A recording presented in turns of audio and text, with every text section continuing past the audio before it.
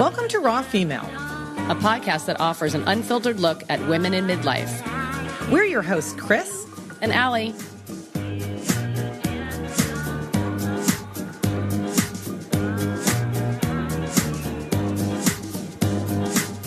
Welcome to part one of our interview with Parks California CEO and President Kindley Walsh Lawlor. Kindley spent over 20 years advocating for women globally as an executive at Gap. She just transitioned into an executive level position in a new industry. Today, Kindley discusses what guided her through this work transition emotionally and logistically. She talks about the importance of being her authentic self and explores the whys behind how she structured her career.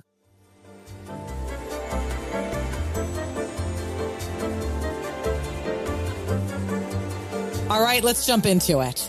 Okay, so why don't I start? Sounds good. One of the things about you, Kindley, that I really admire is all the advocacy and championship for underserved communities that you're doing through work. So what I want to do is kind of use that as the first step in looking through that lens. Walk us through your career and what that looks like from those pillars. Sure. Can I go back to the origin story? Because I feel like everyone's origin stories really influence where life takes you. And I would also just mention that I would say I have the definition of a spiderweb career. So, never would I have thought all those years ago, this is where I would be and what I would be doing. But in retrospect, of course, it all makes sense, right? So I feel very honored, actually, to be fighting for people's rights who don't have the mechanisms to do it for themselves or may not understand the rights that they do have, depending on where they live, depending on how they were raised, or even if they're a woman in a certain country. They may not understand what they have the right to stand up for themselves, for their children, their daughters, their sons, their families in general. And I was very fortunate to be raised by two educators. My mother was a music teacher. My father was a counselor and a Latin teacher at one point in his career. And we were raised with a sort of a mix of spirituality is how I would frame it. And also this very strong undercurrent focused on equity and justice, but without ever those words perhaps being used. It was more about everybody had the right to be and do what they wanted to. Everybody should have the right. Nobody was better than anyone else was always the message we were taught. And, in my mind, I was sitting on a small farm in northern Vermont near the Quebec border, processing this in a very white state, in a very white town. And I didn't connect all of the dots, I would say, on what people actually struggled with beyond poverty until I went to college in New York City. And suddenly the world was a true melting pot, right? What I saw was what the world really looks like, what cities look like, who I could be friends with, what I could learn from people. And then I started traveling around the world making clothes after being a design student. And again, my horizons kept expanding. And so, but deeply rooted in all of that was, what's my role in teaching people about what I know, but also listening well enough to learn about what they know? So, Kindley, did you have that advocacy drive from a young age growing up? Yeah. Is that something your parents modeled for you? I definitely think, yeah. No, I think they definitely modeled it. My dad was a Franciscan monk before he left the monastery and met my mom. So he came out with this sort of spiritual, that connectivity, that holding people up was how he always showed up. And my parents chose to move us to the country for the sort of, quote, better life, that place where there would be less judgment in their minds, right? And so I think all of that together, do I think I was always taught to stand up for what I believed in? Absolutely. So much so that, in a sense, I almost alienated myself from friends when I got to high school. I didn't know who to align myself with, in a sense, and so I became very lonely, and I didn't really established great friends between the ages of 12 and 18 until I went to college. And then I guess, as they say, you find your people, right? You find the people that think either similarly to you or different enough that it becomes inspiring and they become your friends. And my closest and bestest friend is Jenny Martin, who I met at 18 years old at the University of Vermont, and still is my closest and bestest friend. And you start to see the complement. So I don't think I was ever taught to, again, those words of advocacy or equity or justice, but it was always the foundation. And then as I started to work and travel and meet people, I had a lot of questions. I think that's, to me, when the awakening really started. I didn't study international affairs or socioeconomic realities or anything like that. But what I saw, I started to see those things as I traveled around the world, starting at the age of 24. And that's when my questions started. I was in the outdoor industry, actually working in ski and snowboard apparel, making clothes, around the world. And I remember walking in factories and asking factory owners or managers or agents or whoever was sort of placing us in these places, were these good jobs? Where did people live? How did they get to work? How old were they? Without, again, any comprehension of there being protective mechanisms that did exist for people doing this work in these countries. But I didn't know that yet, right? It wasn't designers and people working in the industry all those years ago, I'll say. It wasn't as apparent that you should be pushing for those things. And that, in retrospect, sounds terrible, but I inherently had those questions. I had that curiosity. And I think that's ultimately what led me to leave what I knew best, which was designing and making clothes, and then really stepping in to protect the primarily women who made the clothes, because of my curiosity, because of my desire to help in some way. I loved what I did, but I really wanted to be proud of what I did. So it sounds like you latched on to that meaning piece early on. Yeah. And also, I think Gap was the job that you were able to put a bigger footprint on that space. Yeah. Can you talk a little bit about that and how that kind of unfolded? So I stayed at Gap for almost 21 years. So when we met, I'd been there for a couple of years and had the opportunity to be promoted and develop a voice within the organization across two brands, and had leapt from the brand piece, Banana Republic and Gap brands, into sustainability and corporate social responsibility, actually the year after my oldest was born. And I did that very consciously. When I left and took maternity leave, I said to my husband, when I go back, the work I want to do is this sustainability work that's focused on human rights, focused on the environment. And I said, I don't know that I could ever get a job doing that, but that's what I want to do. And within a year of returning into my old role of making the clothes, traveling around the world, getting things made and getting it into stores and customers' hands, I had made that leap into, at that time, running strategy for all of sustainability, and was asked to really develop a plan for the environmental work, which had newly come into the area. And what did I know how to do? I know how to maneuver throughout the company, right? I had relationships across brands, many people who are now in leadership roles. I knew how clothes got made. I knew what worked and what didn't.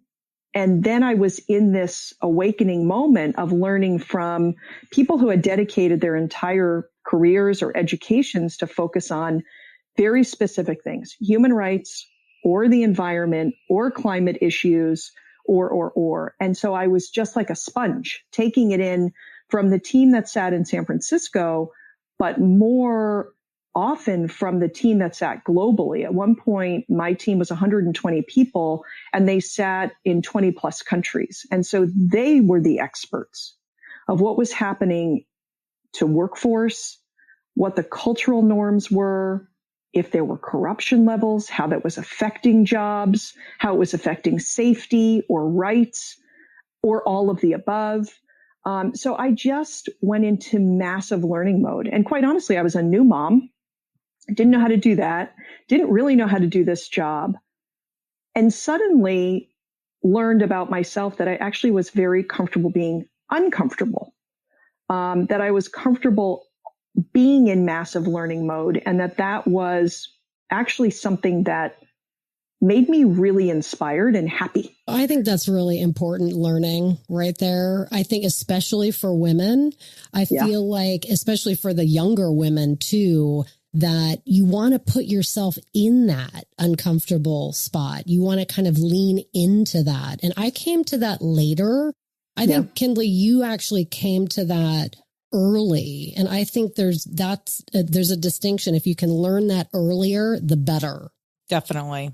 And I think this is another part of, how do you build on I keep calling it origin story, but I don't know where else to go with it. How do you build on, what you were taught to believe about yourself? My dad as an ex-monk was someone who was very well-read and book smart and had multiple graduate degrees but only flew once in his whole life. And he was more comfortable with the world in books than he was the world in person. And I wanted to see the world in person. I wanted to really take it all in. And, you both know that I recently had some tattoos done. I wanted to do it when I was 30, didn't. Wanted to do it when I was 40, didn't. Did it when I was 50, finally, in the middle of a pandemic. But I did these hawk feathers on both of my wrists in honor of my dad. He loved hawks. And I've been thinking a lot more about what that meant to him since I had these tattoos, because I see them every day. And it almost says to me that he had this wanderlust, but he didn't know how to manage it, because he also had fear. And so I think being able to say, yeah, maybe that makes me uncomfortable or that scares me, but still being able to do it is something that has been a tremendous gift and also confidence builder for me. I've never been someone who says it's okay to fail. That's not how I see it. It's more, it's okay to be in a perpetual state of learning. It's okay to not be the smartest person in the room or the expert in the room.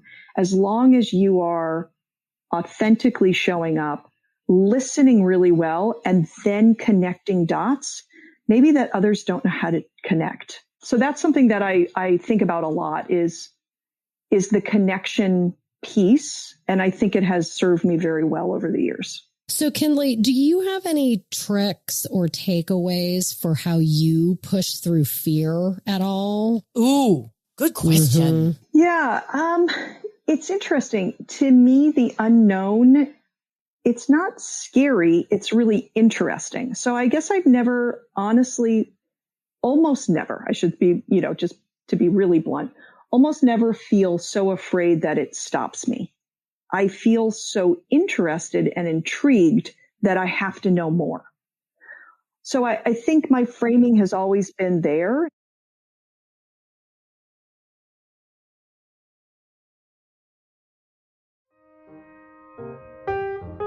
Okay, can you talk through your past work at Gap and how that's informing the work that you're doing in this new role? Yeah, happy to. So, I spent almost 21 years at one place, and I think it was the right place for me for a long time because I almost kept reinventing myself, moving brand to brand, and then moving into this sort of center-led human rights, environmental space, and then learning and representing the organization and the workforce in that way. And I would say the last 2 years that I was there, I was getting antsy. What was I going to be when I grew up? Was what I was starting to feel like. I had matured over the 20 plus years that I was there and was very grateful for that. I was grateful for what it allowed me to do for my family. I was grateful for what I learned. I was grateful for the places I saw and the people I met. But I was wondering, where else could I be effective? That was sort of where my brain was starting to go. And interestingly enough, we had spent a lot of time in different countries working on these big problems. And when you work on big problems anywhere, you need more than one type of thinker or one organization to fix or start to tee up solutions. And so multi-stakeholder partnerships, oftentimes public-private partnerships where business was present, government was present, and in a good situation, labor, nonprofits, and NGOs were present representing what was happening on the ground, was how these solutions would be born and start to be implemented. And I really loved it. I loved this concept, and never would I have, again, targeted this for myself early on in my career. But what I realized was I was always good at bringing people together, in some way becoming a connector. And because I sat within the private sector, I had a gift that people would listen, right? And so then I tried to figure out, how do you use that for good? And so I started to meet these people who, to me, became the change makers. And more often than not, the change makers were the NGOs and the nonprofits who sat on the ground locally. And so I started to say, I wonder how effective I could be if I sat in that kind of role. I would love to do that someday. And then years go by and you're still saying someday. And I started to think about what it might mean to work more locally on things that mattered to me.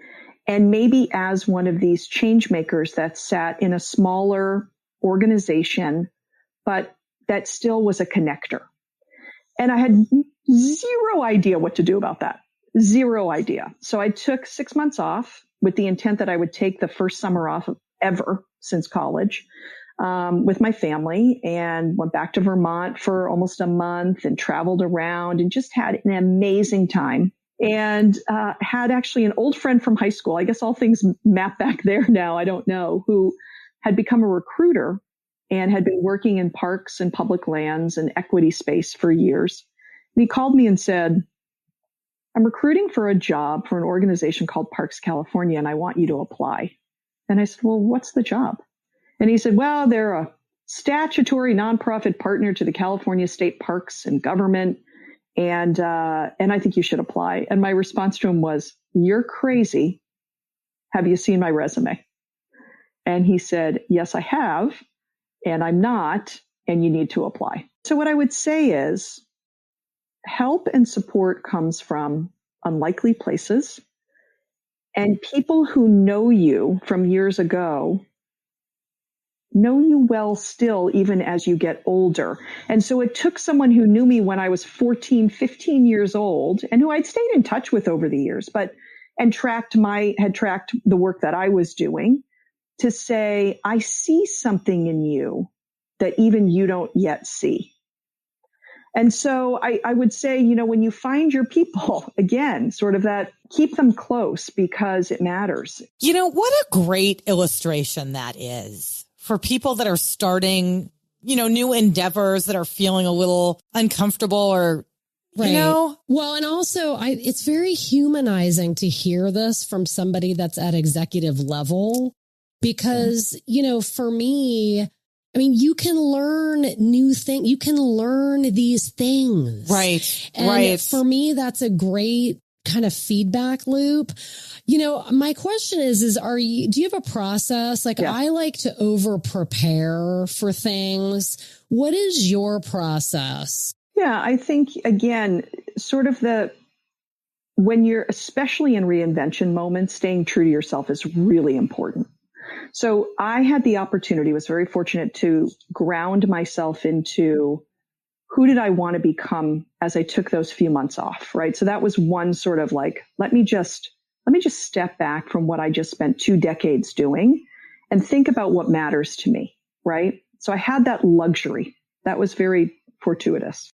And then I had someone looking out for me in a way that I wasn't even looking out for myself. Also very fortunate there. When I stepped into the role, what I said, I sort of created a list of non-negotiables, right? I needed to be able to show up as myself and be open and honest about what I knew and didn't know. And I needed to be able to have that conversation with all levels of people, not just people I wasn't worried about what they thought of me. I needed to be able to speak that candidly with everybody, whether they were the director of state parks or not, right?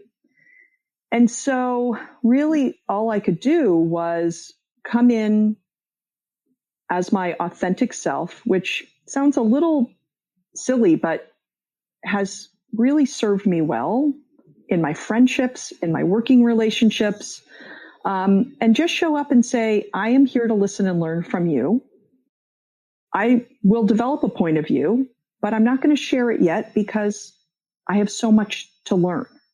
And so I would say for the first 2 or 3 months, I was just in meeting after meeting doing just that, listening and learning, talking a little bit about my background, but not trying to marry what I had done to what I believed I needed to do yet. And then I would say by year 4, or by month 4, it was, I'm starting to see some more connectivity between what I do know how to do and what some of the problem statements are that are coming to me over and over again.